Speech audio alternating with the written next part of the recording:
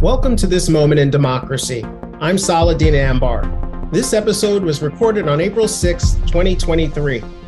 A Manhattan grand jury indicted Donald J. Trump on Thursday for his role in paying hush money to an adult entertainment star, Stormy Daniels, a historic development that will shake up the 2024 presidential race, making him the first former president to face criminal charges. Joining us to talk about this is Fox News Chief Washington Correspondent Mike Emanuel. Mike, good to have you with us here on This Moment in Democracy. Professor, I'm thrilled to be with you. Thank you for having me. It's terrific. And please call me Dean. Only my mother calls me Professor. So okay. It's a pleasure to have you with us, Mike. And I guess I'll start with your reaction. You know, we've, as a country, I think, have been anticipating this possibility that Donald Trump at some point in our lifetime would face criminal charges for what have you. Now that it's happened, how would you describe your own feelings as a journalist, but also as a citizen? Is it underwhelming? Is it what? You tell me. I'm concerned because when you consider it's a history-making moment, a former president being indicted, criminally charged, I think it should be a case that's a slam dunk, basically. I think it should be something that 70% of the country says, okay, he really messed up, and so he's going to pay a price. And I believe that nobody is above the law. Let me be 100% clear about that. But I think there are potentially better cases out there than this Manhattan one. The Manhattan one strikes me as an issue certainly between former President Trump and his wife, and perhaps some more to it. But it doesn't strike me as an overwhelming case, and I'm judging that based on legal analysts I've heard from since then, right, left, and center, who all seem underwhelmed.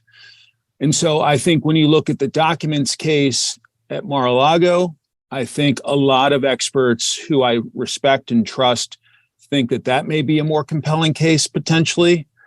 I think when you look at the phone call to Georgia officials in the days after the election saying, I need 11,000 votes, I'm paraphrasing.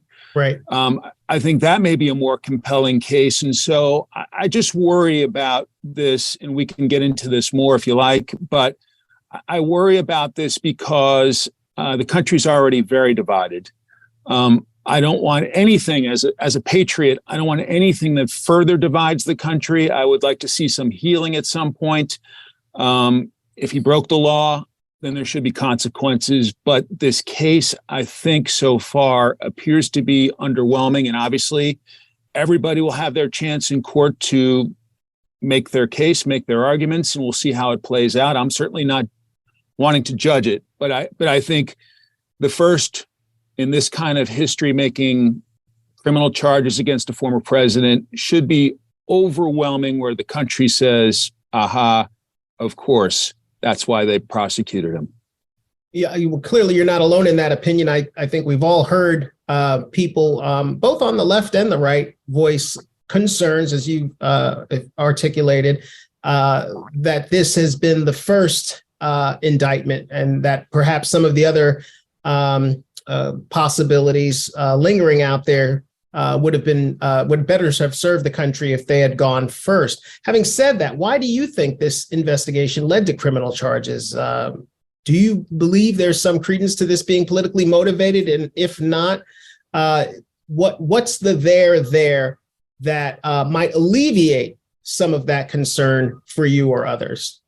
Well, let me be clear. As a journalist, I'm going to read everything I can, listen to everything I can when it goes to trial.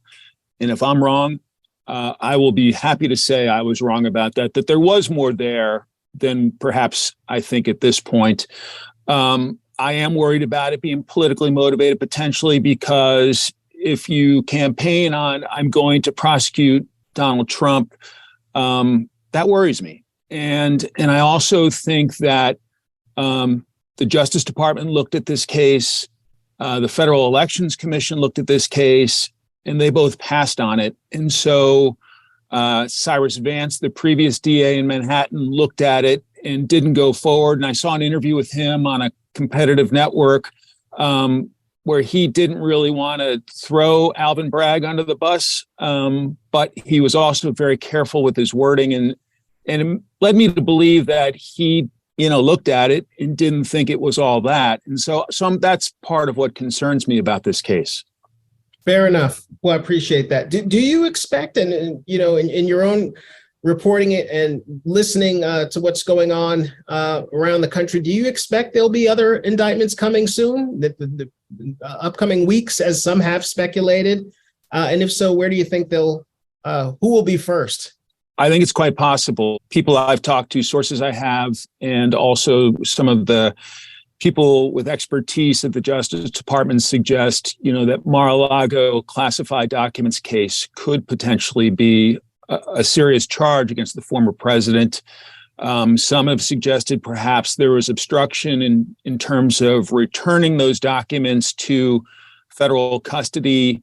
To be fair, there have been other politicians, right and left, who have had classified documents end up in a box or something like that. We saw former Vice President Mike Pence had a similar experience. The current president has had some documents pop up that were as part of his possession. And so I don't understand it because I don't deal with classified material. And I know a lot of lawmakers on Capitol Hill, when they look at classified documents, they have to go into a secure facility. They look at it. They don't take notes. They don't take pictures.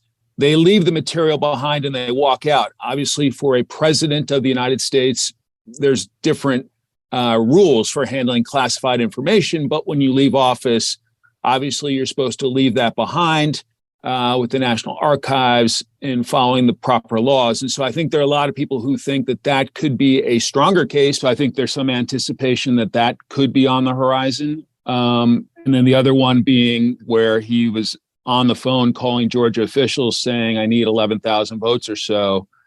I think there are a lot of folks who think that could be troubling. And I haven't heard whether the Georgia case is close, but obviously, a lot of the reporting here in Washington over recent months has been about these classified documents. And we saw former president get raided at Mar-a-Lago.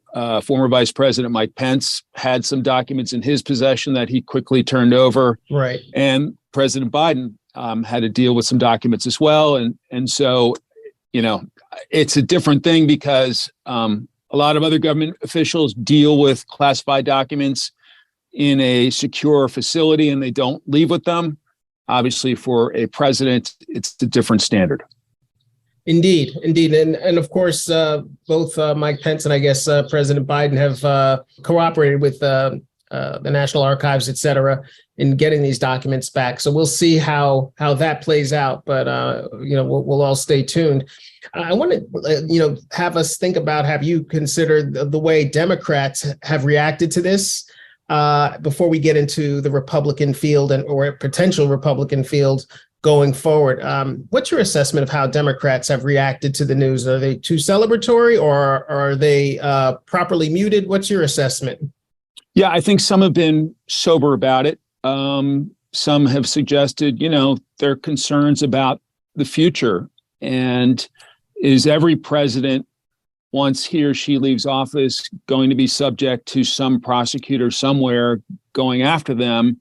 And what does that do to President Biden when he leaves office? What does that do to people who are thinking about running for higher office, who might say, do I really want to put my family through that? Not only the scrutiny when I'm a candidate, but then potentially scrutiny after I leave office, not to mention legal bills and perhaps my reputation being ruined. And so I talked to Mark Warner, the Senate Intelligence Chairman, and he, seemed very serious about it, very, concerned about it, and willing to obviously follow the facts.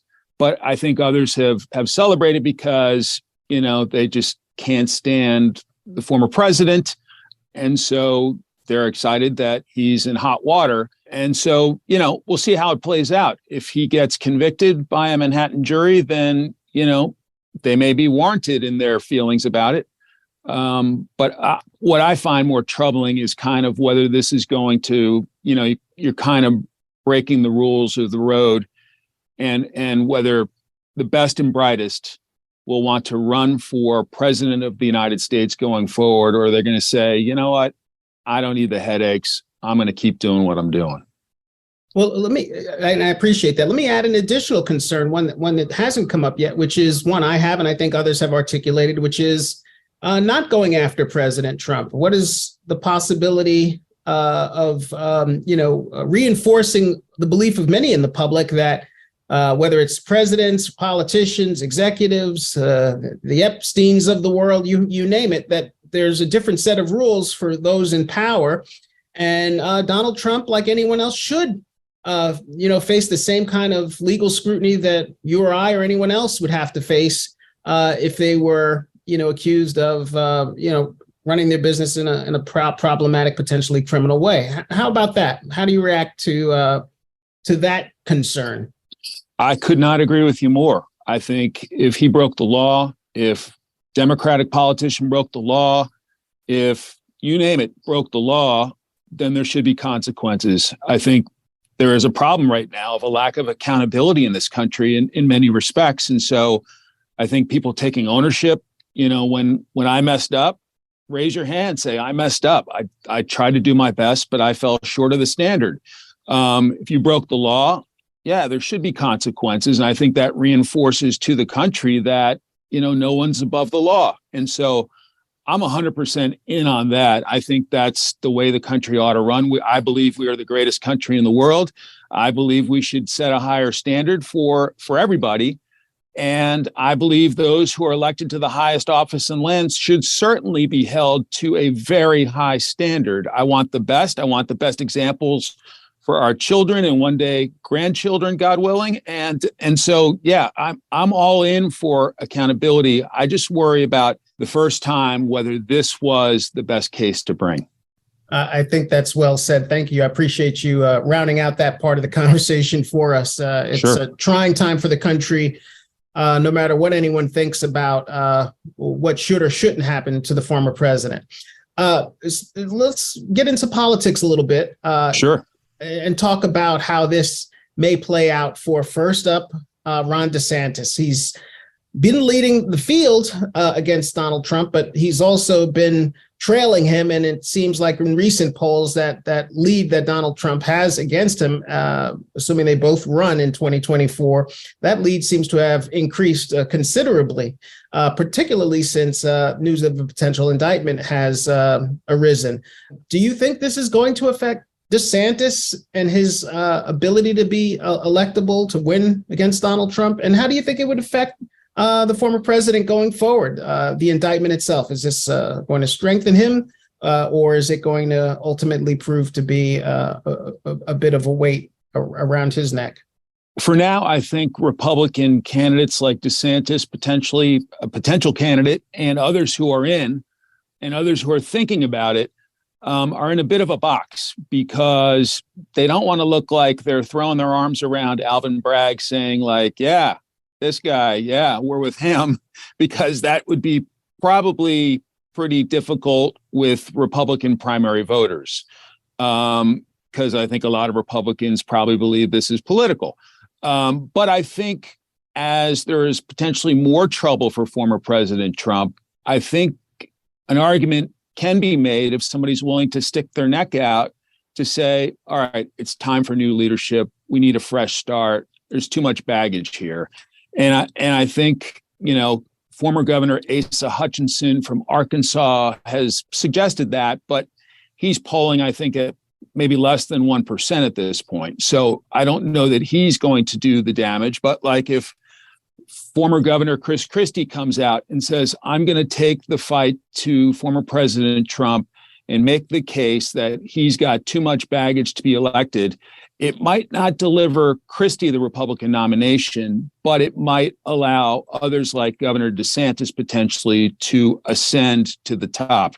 I think somebody's going to have to come out and take the fight directly to the former president and make the argument that he's damaged goods in order for there to be a problem for him. Now, I will say the calendar's a bit of a problem for the former president because the next formal hearing we expect in this Manhattan case is December 4th, And so at that point in the calendar, Republican presidential hopefuls are going to want to be bouncing from Iowa to New Hampshire to South Carolina and repeat, in some order like that, to go to the early states, because December is, a mere weeks away from the first voters going to caucus or to primaries in the 2024 race. And so the timing, I think, for him is terrible.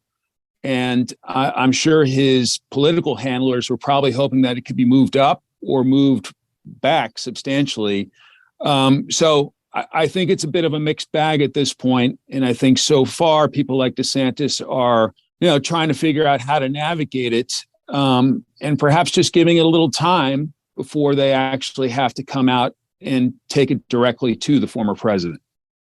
Well, Mike, that's a fascinating answer, particularly here in the great state of New Jersey, where Eagleton and Rutgers is located.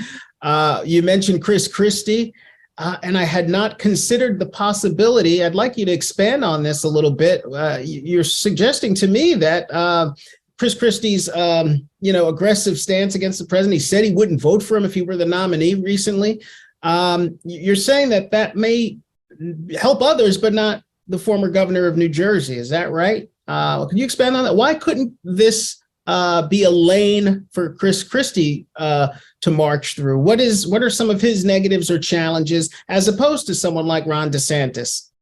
Well, and maybe I'm wrong. Maybe it could help Chris Christie's candidacy. But I remember in 2016 when Christie went after Senator Marco Rubio directly. And so they got into like a bit of a brawl on the debate stage, and Christie was hammering away at Rubio, and it seemed to crush Rubio's candidacy, but it seemed to help Trump and not so much Christie. So I'm kind of thinking, if somebody is the attack dog to go after former President Trump, does it directly benefit him? Maybe it will. Or maybe, then Trump gets in a back and forth with him, and it takes both of them down potentially. So I think if skillfully done, maybe it does open people's eyes to, hey, that Christie's a law and order kind of guy. Hey, he had the courage to take on Trump.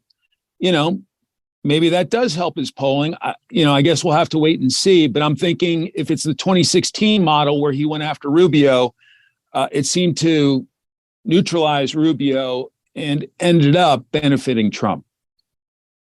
I hear you on that. Is there someone we're not thinking of that maybe a year from now we'll look back and say, my God, you know what? I admit I wasn't even considering this person as someone to be a serious contender. And that does occasionally happen. It seems to happen more with Democrats than Republicans. But is it possible that person exists, that they're out there right now that we're not really giving much attention to? Yeah, on the Republican side, I think you should watch South Carolina Senator Tim Scott. I think he is well liked by many across the Republican Party, well respected on Capitol Hill, a gentleman and a Southern gentleman. And I think with South Carolina being one of the early states, if he has a strong showing there, I think it may be game on at that point.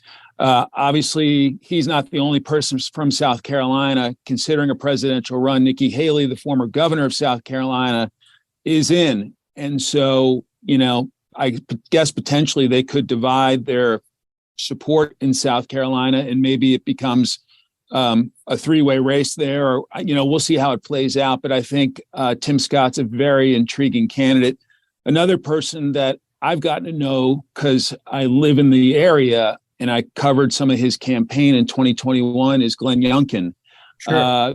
The governor of Virginia, right, who has an interesting background, went to college on a basketball scholarship to Rice University. So he came from humble beginnings, did quite well in the private sector, and decided to get into politics and seemed to be quite effective at distancing himself from President Trump, but not totally alienating Trump voters, kind of focusing on the priorities in Virginia, tapped into public education after the COVID lockdowns, and had kind of a fresh approach. And so I don't know if he's going to run. So far, he seems to be kind of thinking about it. Some have suggested maybe he's running to be the running mate, but he's kind of an intriguing character because he seems to be able to connect with suburban voters, which Republicans have struggled with recently, and seem to connect well with people in the Commonwealth of Virginia, which was purple, maybe starting to shade blue even. Right, for sure. Mm-hmm. And so